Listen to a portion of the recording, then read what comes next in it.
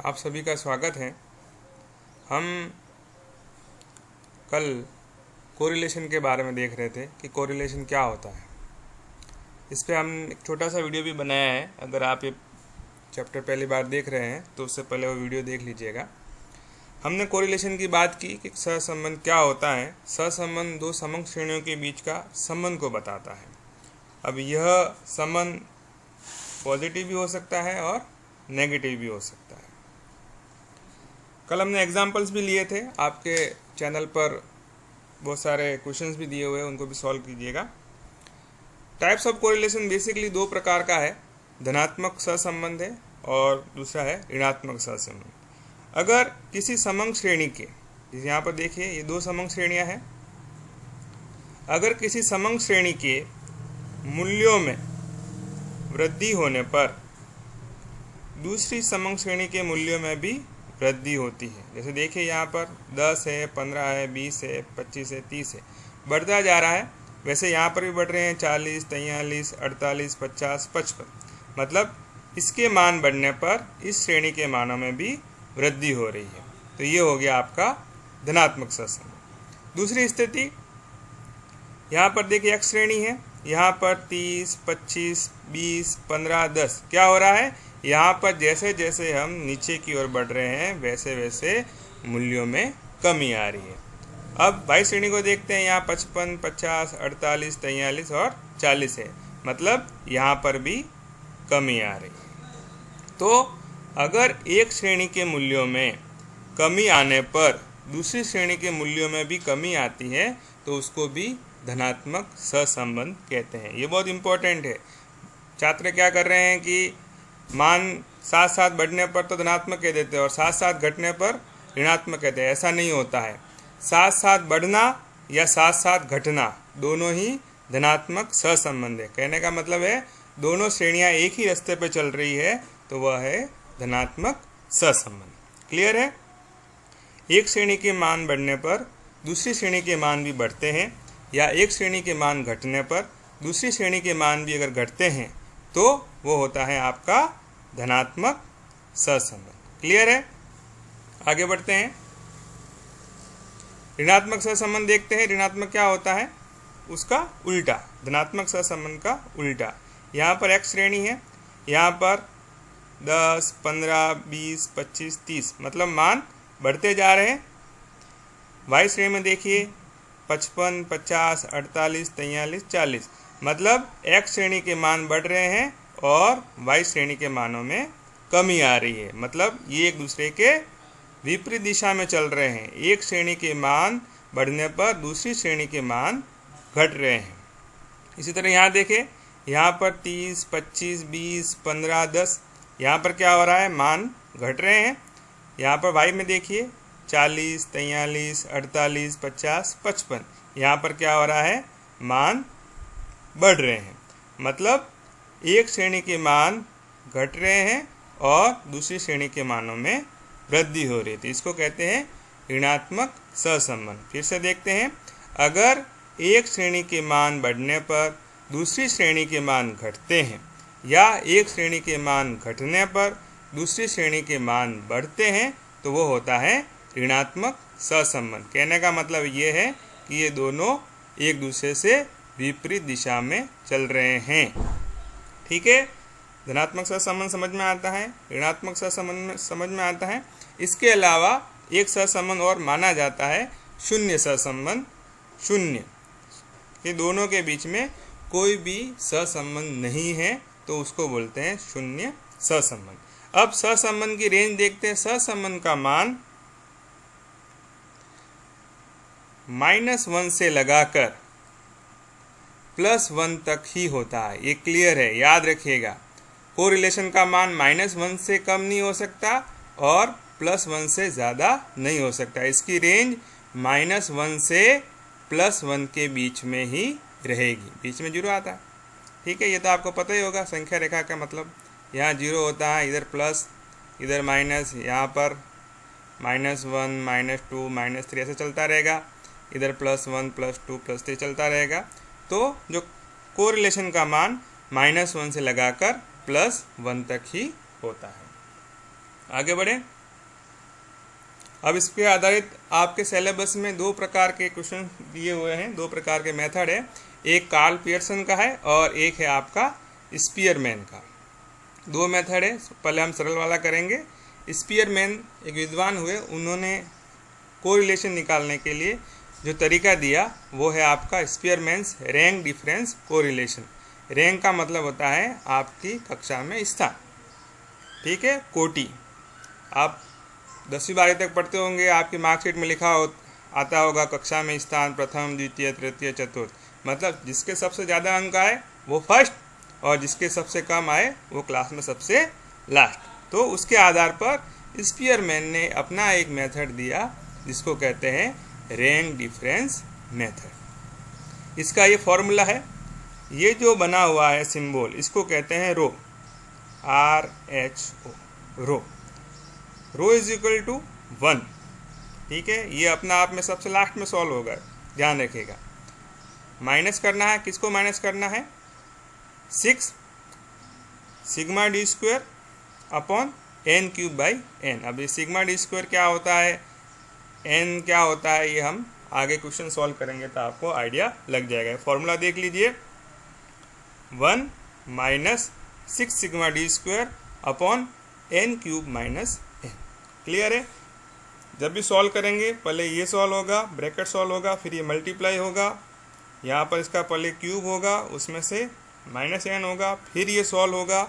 इसका जो भी आंसर आएगा उसको इसमें भाग करेंगे, उसका जो आंसर आएगा उसको 1 में से हम घटाएंगे। ये आपका क्वेश्चन दिया हुआ है, यहाँ पर 2 सीरीज दी हुई है, x और y, ये मान दिए हुए हैं। अगर आप इनको काउंट करेंगे तो यहाँ पर ये 10 रोज़ है। 10 रोज़ का मतलब होता है n इज इक्वल टू हो गया 10। हमने जो पहले क्वेश्चन किए उससे आपको पता चल जाएगा, n का मतलब होता है नंबर ऑफ आइटम्स या नंबर ऑफ रोज़। सवाल ये है। अब इसमें आपको क्या करना है, आपको निकालना है कोरिलेशन। कोरिलेशन कैसे निकालेंगे? रैंक डिफरेंस से। रैंक डिफरेंस कैसे निकालेंगे? रैंक डिफरेंस मतलब कोटि का अंतर। तो कोटि का अंतर निकालने के लिए हमको सबसे पहले प्रत्येक श्रेणी की रैंक निकालनी पड़ेगी। अब रैंक कैसे निकालेंगे? ये देखिए, x श्रेणी है आपकी, ये मूल्य है, और ये है आपकी कोटि। अब आपको क्या करना है, जो अंक जिसका मूल्य सबसे ज़्यादा है उसको 1 देना है, और जिसका मूल्य सबसे कम है उसको 10 देने, क्योंकि यहाँ पर अपने n इज इक्वल टू 10 है। तो सबसे लास्ट वाला नंबर कौन सा होगा? 10। सबसे पहला होगा 1। तो यहाँ पर सबसे पहला कौन सा है? 98, उसको हमने रैंक दे दी 1, मतलब ये क्लास में फर्स्ट है। क्यों? क्योंकि इसके सबसे ज़्यादा नंबर है इसलिए फर्स्ट आएगा। उसके बाद 92 है तो उसको हमने रैंक दे दी 2। क्लियर है? सबसे ज़्यादा वाले से शुरू करना है, सबसे लास्ट तक जाना है। सबसे ज़्यादा वाला, जिसके सबसे ज़्यादा अंक है, कुछ भी हो सकता है, पर जिसकी सबसे ज़्यादा वैल्यू होती है, जिसका सबसे ज़्यादा मूल्य मान होता है, उसको हम 1 देते हैं, और जो सबसे कम होता है उसको लास्ट देते हैं। अगर यहाँ पर 5 होते तो सबसे लास्ट वाला कौन सा होता? रैंक 5वीं होती। अगर 50 होते तो सबसे लास्ट वाली रैंक कौन सी होती? 50। यहाँ पर 10 है इसलिए सबसे लास्ट रैंक होगी 10। तो 98 को हमने 1 दे दिया, 92 को हमने 2 दे दिया। 92 के बाद देखिए 82 आ रहा है, उसको हमने तीसरी रैंक दे दी। समझ में आ रहा है ना? आपको इसको अवरोही क्रम में जमा था, अवरोही क्रम में अंक प्रदान करने हैं। 82 3 हो जाएगा। इसी तरह हम सबको उसके मान के हिसाब से रैंकिंग दे देंगे। क्लियर है? ये आगे इसकी रैंक, किनकी रैंक आई है? इन वैल्यूज़ की। ठीक है, आगे बढ़े।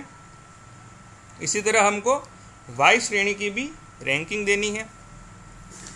यहाँ पर सबसे ज़्यादा 91 है, उसको हमने रैंक दे दी 1। 91 के बाद में 86 है, उसको रैंक दे दी 2। फिर 84 है, उसको रैंक दे दी 3। फिर 68 है, उसको रैंक दे दी 4। फिर 62 है, उसको रैंक दे दी 5। फिर 60 है, उसको हमने रैंक दे दी 6।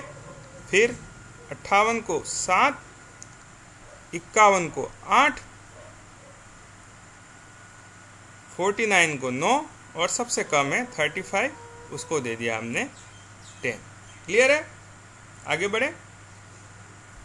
अब हमने दोनों की रैंकिंग निकाल दी है। हमारा क्या था? स्पीयरमैन्स रैंक डिफरेंस मेथड। रैंक निकाल दिए, अब अपने को निकालना है रैंक का डिफरेंस, मतलब दोनों जो कोटियाँ दी है, जो रैंकिंग दी है, उनका अंतर। अंतर कैसे निकाल रहे हैं? एक संख्या में से दूसरी संख्या को घटाना है।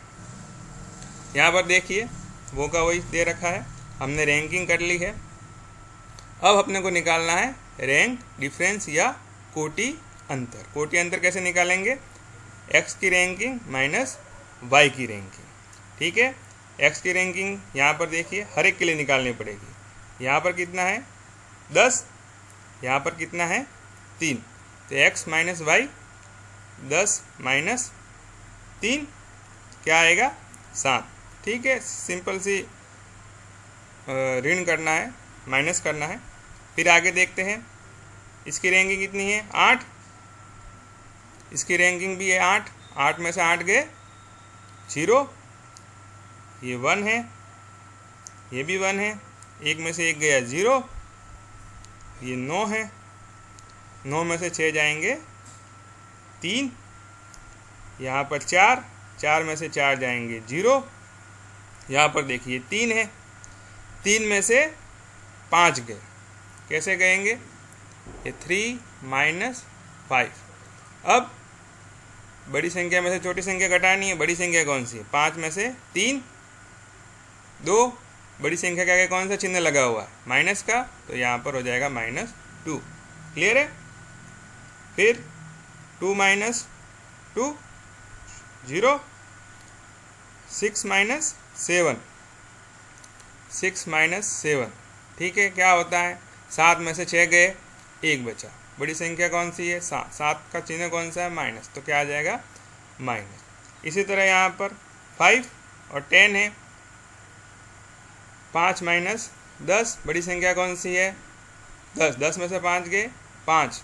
बड़ी संख्या 10। 10 के आगे कौन सा चिन्ह लगा हुआ? माइनस का, तो यहाँ पर भी हमने लगा दिया माइनस। इसी तरह 7 में से 9 जाएंगे तो -2।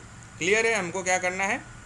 x minus y. ध्यान रखिएगा, उसी के सामने वाले अंक में से रैंकिंग घटानी है।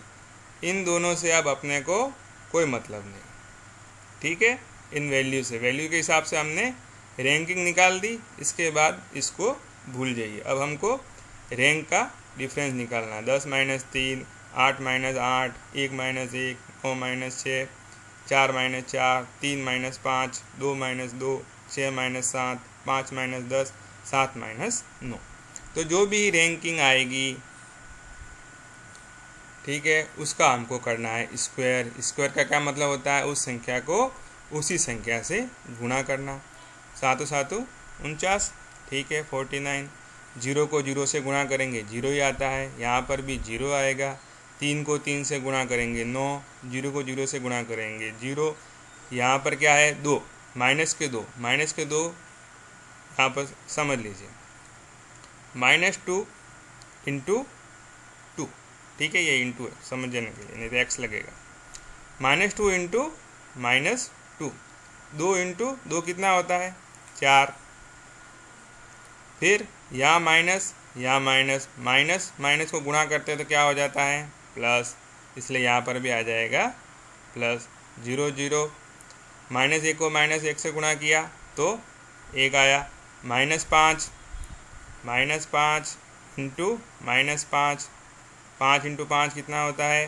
25। माइनस और माइनस को गुणा करेंगे तो हो जाएगा प्लस, तो यहाँ पर क्या है? प्लस के 25। इसी तरह -2 4 हो जाएंगे। क्लियर है?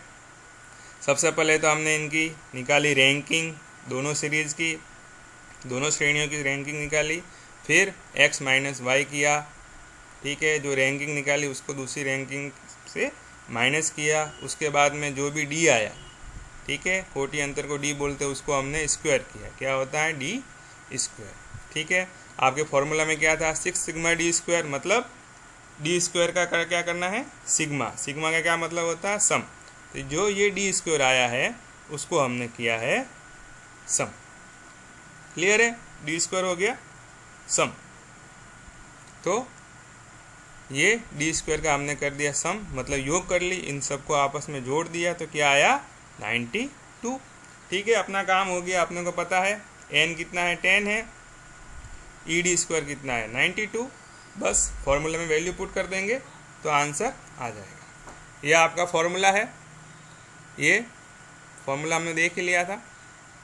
1 माइनस 6 सिग्मा डी स्क्वायर कितना है 92। अब ये क्या कर रहा है n क्यूब, n कितना है अपना 10 का क्यूब माइनस 10। ठीक है, फॉर्मूला याद रखेगा, फॉर्मूले के हिसाब से अपने को मान रखना है। तो 6 को 92 से गुणा किया 552 आया। 10 को 3 लिखा हुआ है, मतलब 10 इंटू 10 इंटू 10। 10 को 10 से गुणा किया 100, और 100 को फिर 10 से गुणा किया 1000। ठीक है, 1000 में से 10 माइनस करेंगे 990, फिर 990 को 552 में भाग देना है तो ये वैल्यू आती है, और बाद में इस वैल्यू को इसमें से हम माइनस करेंगे, किसमें से 1 में से। तो आपका आंसर आ रहा है प्लस का 0.442, मतलब मध्यम स्तर का कौन सा सहसंबंध है, प्लस लगा हुआ है, इसका मतलब ये है धनात्मक सहसंबंध। हमने बात की थी, कल भी मैंने बताया था आपको, 0.75 से 1 तक का जो होता है वह उच्च स्तर का होता है, 0.25 to 0.75 का मध्यम स्तर का, और 0.25 से जो कम होता है वह निम्न स्तर का सहसंबंध होता है। अब इसमें प्लस लगेगा तो धनात्मक हो जाएगा, और माइनस लगेगा तो ऋणात्मक हो जाएगा। फिर से देखते हैं हम इसको। सिग्मा डी स्क्वायर हमने निकाला था, मैंने क्या कहा, आप पहले इसको सॉल्व करेंगे, तो ये सॉल्व हो ही गया था वहाँ पर। सिग्मा डी स्क्वायर कितना है 92। फिर इसको इससे गुणा करना, बीच वाली बातें छोड़ देनी, ये लाइन खींची हुई सीमा रेखा है, इसके बाद की बात बाद में देखेंगे। इन दोनों को मल्टीप्लाई करना। इसी तरह यहाँ पर भी ऊपर सीमा रेखा, पहले इसको सॉल्व करेंगे। क्यूब है तो पहले हमने क्यूब किया, क्यूब आया ये, फिर अब ये 10 था, फिर हमने इसको माइनस किया। ठीक है, अब भाई दोनों एक जैसे हो गए हैं, तो अब इसका इसमें भाग दिया, 990 का 552 में हमने भाग दिया, वैल्यू आई। ठीक है, फिर मैं एक देखेंगे, एक सबसे ये जो घटाने वाला काम है सबसे बाद में करना है। कई बच्चे क्या करते हैं, पहले घटा देते हैं कि सर हमारा तो आंसर गड़बड़ आ रहा है, तो एक में से सबसे बाद में घटाना है। ठीक है, तो ये हो गया आपका आंसर। एक चीज़ ध्यान रखिएगा, हो सकता है आप जब सॉल्व करें तो इसकी वैल्यू 1 से ज़्यादा भी आ सकती है, आ भी सकती है। क्यों? क्योंकि अगर ऋणात्मक सहसंबंध होगा तो इसकी वैल्यू 1 से ज़्यादा आएगी, तो 1 में से जब ये घटेगा तो यहाँ पर माइनस का सिंबल आएगा। पर ध्यान रखिएगा, कोई भी जो फाइनल आंसर आ रहा है उसका मान -1 से +1 के बीच में ही होगा। अगर इससे ज़्यादा या कम आ रहा है तो आपका आंसर गलत है। क्लियर है? समझ में आता है? हम फिर से एक बार इसको देख लेते हैं, हमने क्या क्या किया। सबसे पहले तो हमने x और y श्रेणी का है रैंकिंग निकाली, x की रैंकिंग निकाली, जिसको सबसे ज़्यादा मान था उसको हमने 1 नंबर दिया, फिर उससे कम वाले को 2, उससे कम वाले को 3, इसी तरह से रैंकिंग कर ली हमने दोनों श्रेणियों की। फिर हमने क्या किया, x माइनस वाई किया, x माइनस वाई किया, मतलब x की रैंकिंग में से y की रैंकिंग को घटाया। ठीक है, 10 माइनस 3, 8 माइनस 8, इस तरीके से हमने x माइनस वाई निकाला, जिसको क्या कहते हैं d। ठीक है, रैंकिंग निकाल दी, रैंकिंग का डिफरेंस निकाल दिया, उसके बाद उसको कर दिया हमने स्क्वायर, मतलब जो मान आया उसको उसी से गुणा करके फिर कर दिया हमने उसका सम या टोटल। फिर हमारा जो फॉर्मूला था उसमें हमने ये रख दी वैल्यू रखने के बाद इसको सॉल्व किया। स्टेप बाय स्टेप सॉल्व करना है, जल्दबाजी नहीं करनी है, एक एक करके सॉल्व करना है। ठीक है, और फिर उसका जो आंसर आया उसके हिसाब से हमने पता लगाया कि ये किस प्रकार का संबंध है। एक तो प्लस लगा है तो धनात्मक है, और उसकी वैल्यू जो कि 0.25 से 0.75 के बीच में है, इसलिए यह मध्यम स्तर का धनात्मक सहसंबंध है। अब आपको होमवर्क भी देना पड़ेगा, होमवर्क नहीं करोगे तब तक कोई मतलब नहीं है। तो अब होमवर्क कैसे करेंगे,